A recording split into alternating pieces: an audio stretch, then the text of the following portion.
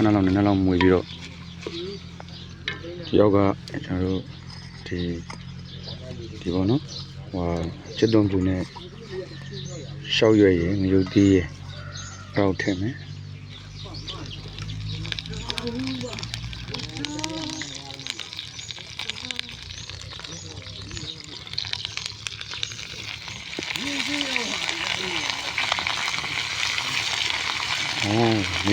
နေထားတော့တော့ရှုပ်လို့မရပါဘူးခင်ဗျာရောင်း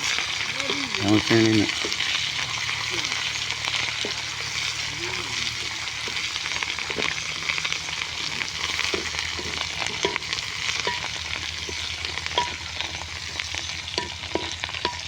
6ရွယ်ခင်ဗျာ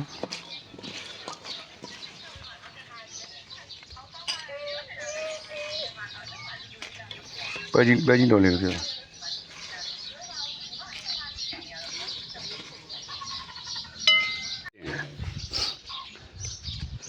တော့ငါချက်တွေတော့ကတော့ညတိုင်ကိုအိတ်တော့ဓာဒီတများလုံးသားတယ်လင်းကန်ဒီမှာမဟုတ်ကောင်းတယ်သူစိတ်တားစိတ်ရတာရင်တော့ပူဆိုးပဲကိုလင်မွန်းကြီးနဲ့ချတာဗျ